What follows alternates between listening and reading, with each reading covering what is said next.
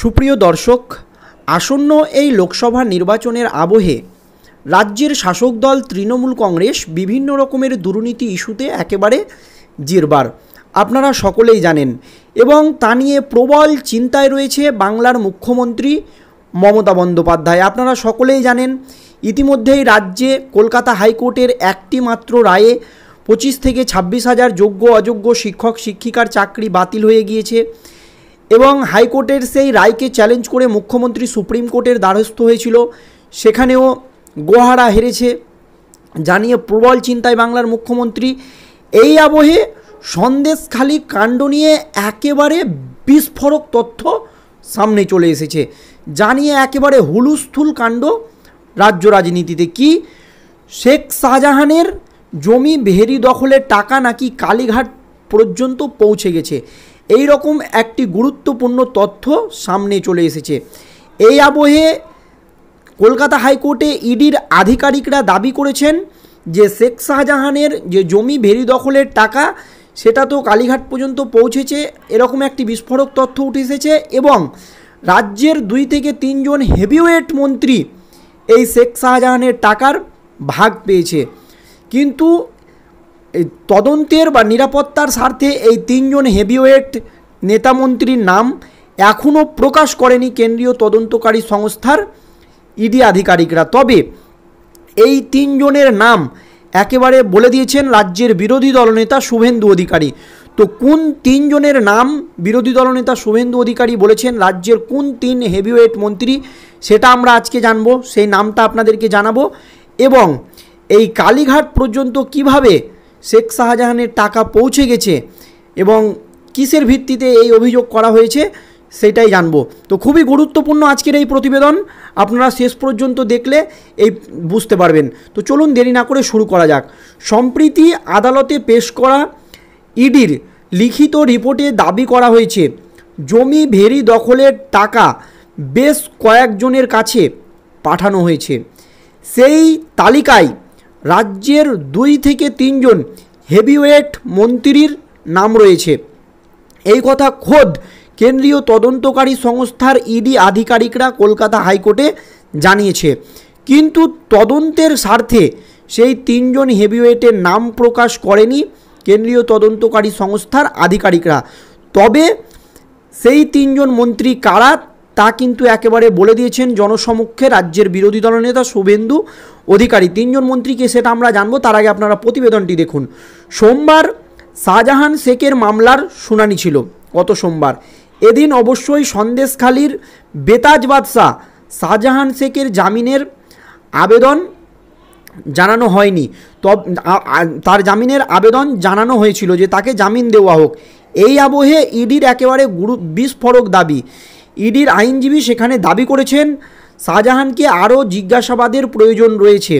এই সন্দেশখালি কাণ্ডের যে মূল মাস্টারমাইন্ড শেখ শাহজাহান, তাকে যদি জিজ্ঞাসাবাদ করা যায় এবং আরও 3rd ডিগ্রি দেয় কেন্দ্রীয় তদন্তকারী সংস্থার আধিকারিকরা, তাতে কিন্তু আরও গুরুত্বপূর্ণ তথ্য বেরিয়ে আসবে। আপনারা দেখছেন যে এই সন্দেশখালি কাণ্ড নিয়ে যত দিন যাচ্ছে ততই কিন্তু গুরুত্বপূর্ণ তথ্য সামনে আসছে। কিছুদিন আগেই দেখলেন আপনারা বিদেশি আগ্নেয়াস্ত্র, যেগুলো বাংলার মানুষ স্বপ্নেও কল্পনা করতে পারেনি, সেই আগ্নেয়াস্ত্র বাংলা থেকে এনএসজি উদ্ধার করেছে। এই আবহে এরকম অনেক তথ্য আরও গোপন আছে শেখ শাহজাহানের কাছে, এমনই হাইকোর্টের বিচারপতিদের কাছে দাবি করেছেন এই ইডি বা সিবিআইয়ের আইনজীবী। তাদের আরও দাবি শেখ শাহজাহান ও তার অনুগামীরা সন্দেশখালিতে যত জমি অধিগ্রহণ করেছিল তার টাকা পেয়েছে রাজ্যের বেশ কয়েকজন হেভিওয়েট মন্ত্রী। তবে সন্দেশখালির মামলাতেও ইডি প্রভাবশালী যোগ তৈরি করতেই হাঁটঘাট বেঁধেই নামছে বলে মনে করছে রাজনৈতিক মহলের একাংশ। যে প্রভাবশালী যে একাধিক মাথা এই সন্দেশখালি কাণ্ডের সঙ্গে জড়িত রয়েছে এবং শেখ শাহজাহানের এত সাহস কোথা থেকে এলো, এই মন্ত্রীদের বিরুদ্ধে এবার কিন্তু ব্যবস্থা নিবে বা স্টেপ নিবে কেন্দ্রীয় তদন্তকারী সংস্থার আধিকারিকরা। তাই তারা কিন্তু আঁটঘাট বেঁধেই এবার নেমেছে। এই তথ্যের ওপর ভিত্তি করেই মঙ্গলবার বড়সড় রহস্য ফাঁস করল বিজেপি। বর্ধমান দুর্গাপুরের বিজেপি প্রার্থী আপনারা সকলেই জানেন দিলীপ ঘোষ এই দিন বর্ধমানের বহিষ্কৃত বিজেপি নেতাকে সঙ্গে নিয়ে চা চক্রে সামিল হয়েছিলেন দিলীপ ঘোষ। সেখানেই ফের একেবারে রাজ্যের শাসক দলকে নিশানা করলেন মেদিনীপুরের বিদায়ী সাংসদ। এদিন দিলীপ ঘোষ বলেন, যারা আদালতে সমাজবিরোধী তারা এখন নেতা হয়ে গিয়েছে। সাধারণ মানুষ এই গন্ডাদের পরাজিত করবে।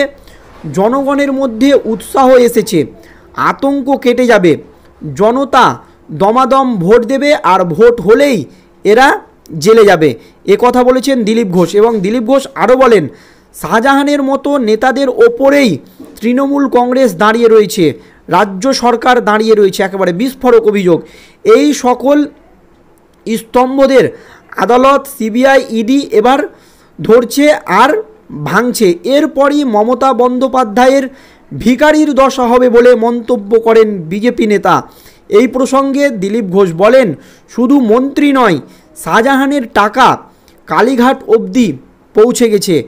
একেবারে বিস্ফোরক অভিযোগ করেছেন দিলীপ ঘোষ। তিনি বলেন যে শাহজাহানের টাকা একেবারে শুধু মন্ত্রী, নেতা মন্ত্রী নয়, কালীঘাট পর্যন্ত পৌঁছে গেছে। এবং 2016 সালের এসএসসি প্যানেল বাতিল নিয়েও আজ সুর চড়াতে দেখা যায় মেদিনীপুরের বিদায়ী সাংসদ দিলীপ ঘোষকে। তিনি বলেন, প্রধান বিচারপতি চাকরি বিলি করেন আর মুখ্যমন্ত্রী টাকার বিনিময়ে চাকরি বিক্রি করেন। এটাই হচ্ছে তফাৎ। যারা চাকরির বিনিময়ে টাকা নিয়েছে, সিবিআই, ইডি তাদের পেট থেকে টাকা বের করবে বলে দাবি করেন দিলীপ ঘোষ। আর এরপরেই বোমা ফাটিয়ে একেবারে 3 জন কোন মন্ত্রী এই সন্দেশখালী কাণ্ডের সঙ্গে জড়িত রয়েছে, যে মন্ত্রীদের নাম এখনও প্রকাশ করেনি কেন্দ্রীয় তদন্তকারী সংস্থার আধিকারিকরা, তা একেবারে জনসমক্ষে একেবারে বিস্ফোরকভাবে তাদের নাম প্রকাশ করে দিয়েছেন বিরোধী দলনেতা শুভেন্দু অধিকারী। তো কোন 3 মন্ত্রী জড়িত আছে এই কাণ্ডের সঙ্গে এবং কাদের কাদের নাম নিয়েছেন বিরোধী দলনেতা শুভেন্দু অধিকারী, চলুন জেনে নেওয়া যাক।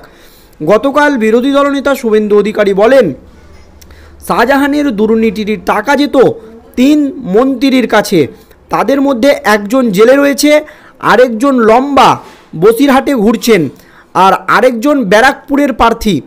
আপনারা বুঝতে পারছেন যে কাদের নাম নিয়েছেন শুভেন্দু অধিকারী। দেখুন, এরপরেই সাংবাদিকরা বিরোধী দলনেতা শুভেন্দু অধিকারীকে প্রশ্ন করেন, তিনি কি সুজিত বসু ও পার্থ ভৌমিকের নাম বলছেন কিনা। তার উত্তরে বিরোধী দলনেতা শুভেন্দু অধিকারী বলেন, সমাজদার ব্যক্তিকে নিয়ে ইশারাই কাফি। তিনি বলেন যে যারা বুঝার তারা ঠিক বুঝে নিয়েছে আমি কাদের নাম বলছি। তো সুপ্রিয় দর্শক, আপনারাও কি বিরোধী দলনেতা শুভেন্দু অধিকারীর কথা বুঝতে পেরেছেন যে তিনি কাদেরকে বোঝাতে চেয়েছেন? কোন 3 জন হেভিওয়েট মন্ত্রীর নাম এখানে বিরোধী দলনেতা শুভেন্দু অধিকারী বলেছেন?